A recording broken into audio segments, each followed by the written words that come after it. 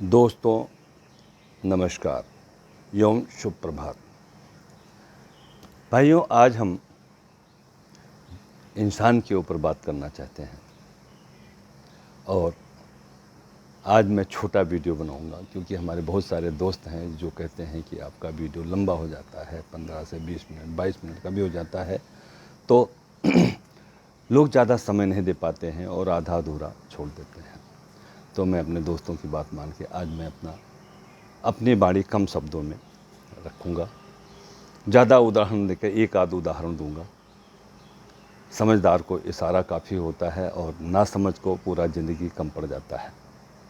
सो दोस्तों, आज हम बात करते हैं परम पिता परमेश्वर की।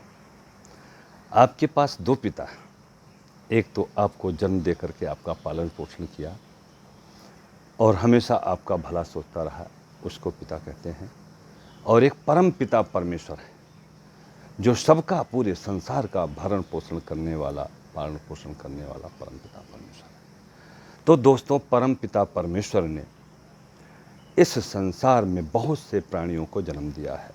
84 लाख योनि है और उसमें से सर्वोत्तम योनि इंसान की मानी गई, मनुष्य प्राणी की मानी गई है। तो दोस्तों, आप मनुष्य, जो लोग हमारी बातें सुन रहे होंगे, वो सारे मनुष्य प्राणी हैं और अच्छे इंसान हैं। दोस्तों, इंसान के लिए, मनुष्य प्राणी के लिए 3 बातें बहुत महत्वपूर्ण हैं। बड़े ध्यान से सुनिएगा। विचार, वचन और व्यवहार। दोस्तों, इसी 3 चीज़ों में आपकी गुणवत्ता, आपका सब कुछ निहित है। अब मैं इस तीनों की व्याख्या अलग अलग करने लगूं तो बहुत ज़्यादा समय लग जाएगा और समय कम देना है, कम लगाना है। तो दोस्तों, मैं कहता हूं कि विचार, अगर इंसान कोई भी काम करने से पहले विचार करके करे और उसके बाद वचन निकाले, उसके बाद बोले और फिर अच्छा व्यवहार करे, तो वो इंसान हर जगह सफल होगा। नजाकत को देख के कहते हैं, नज़र को देख के नज़ारे बदल जाते हैं और ज़िंदगी को देख के सितारे बदल जाते हैं। दोस्तों, अगर आप विचार, वचन और व्यवहार, फिर मैं कहता हूँ ये 3 चीज़ें बहुत महत्वपूर्ण हैं संपूर्ण जीवन काल में, बचपन से लेके और वृद्धावस्था तक, अंतिम समय तक। अगर ये 3 चीज़ों का सदुपयोग करते हैं और अपने जीवन में अपनाते हैं तो आप महान कहलाएंगे। अब इसी से संबंधित एक उदाहरण देता हूँ दोस्तों। एक बाप था, उसने अपने बेटे को पढ़ा लिखा करके और बॉम्बे में उसको एक नौकरी मिली और बेटा बॉम्बे नौकरी करने चले गया। बहुत बड़ी कंपनी में उसको अच्छे पोस्ट मिली और उसने अपने विचार, वचन और व्यवहार से उच्च पद प्राप्त कर लिया, मैनेजिंग डायरेक्टर का पद प्राप्त कर लिया। एक बार बाप ने सोचा कि चल के अपने बेटे से मिल के आते हैं, कैसा कर रहा है, कैसा रह रहा है, ये सब देखने के लिए बाप हमेशा चिंतित रहता है। वो गया उसके ऑफिस।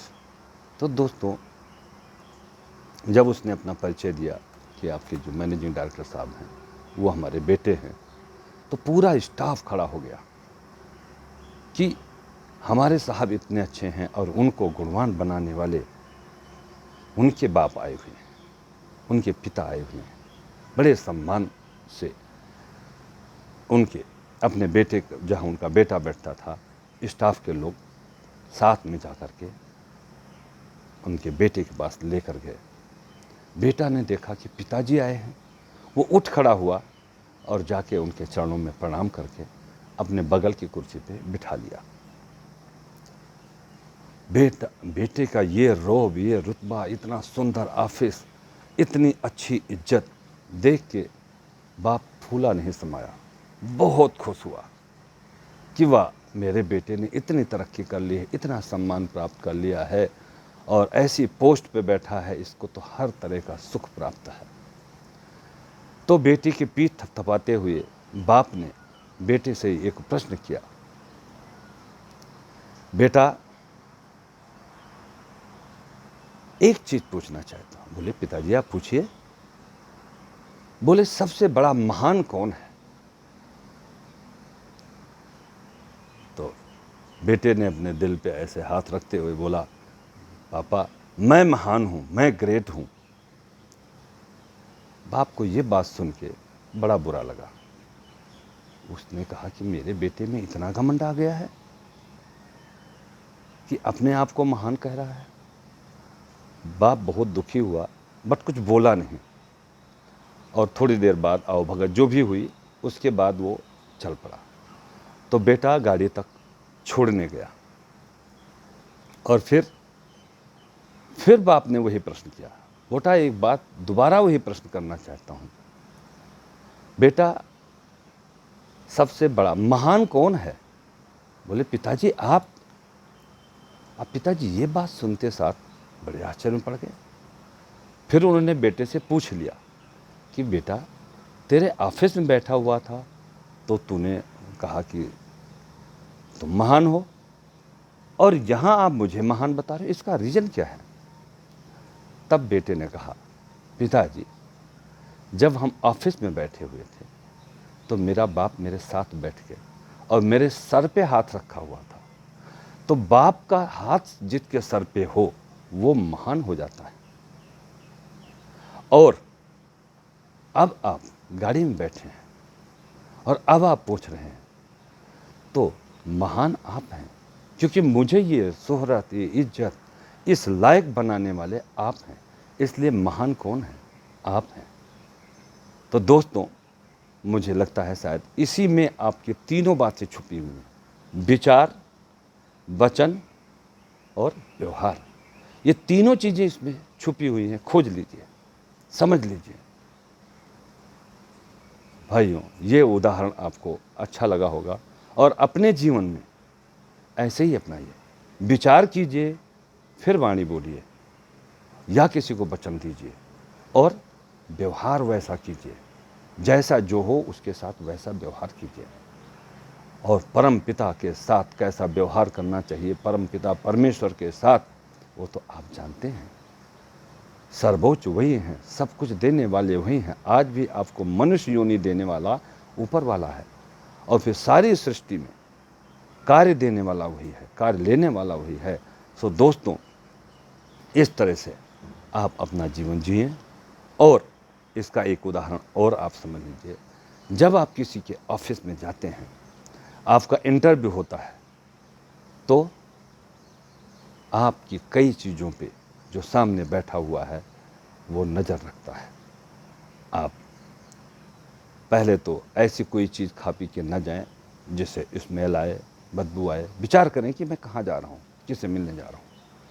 और फिर अगर कोई बात कोई पूछता है, उससे पहले उत्तर देने का मत सोचें, विचार करें पहले, फिर वचन निकालें और फिर व्यवहार दिखाएं। आपका बॉडी लैंग्वेज भी ऐसा होना चाहिए जो दिखावा मत करें। मोबाइल आपके हाथ में नहीं होना चाहिए, जेब में होना चाहिए, साइलेंट होना चाहिए। एक बार एक बंदे ने ऐसे पूछ लिया कि किसी बात को लेके उसने जिक्र किया, और वो बगैर सोचे समझे फटाक से बोल दिया, जो उसको बुरा लग गया। अब वो बातें नहीं बताऊंगा। तो उसने समझ लिया कि इसके अंदर सोचने समझने की शक्ति नहीं है, और वो इंटरव्यू में फेल कर दिया गया। तो दोस्तों, आपका विचार, वचन, व्यवहार, ये तीनों चीज़ें हर जगह काम आती हैं। सोच समझ के काम करें, अच्छा व्यवहार करें, अच्छी वाणी बोलें, आप सभी जगह पूजनीय होंगे, सभी जगह आदरणीय होंगे। इसी में सारी बातें छुपी हैं दोस्तों। मैं ज़्यादा लंबा इसको नहीं करना, आज एक ही उदाहरण काफ़ी है। कल फिर मिलेंगे। याद रखिए दोस्तों, विचार, वचन और व्यवहार, ये मनुष्य के लिए 3 महत्वपूर्ण चीज़ें हैं। ये तीनों में सर्वश्रेष्ठ हो जाइए। जय श्री राम।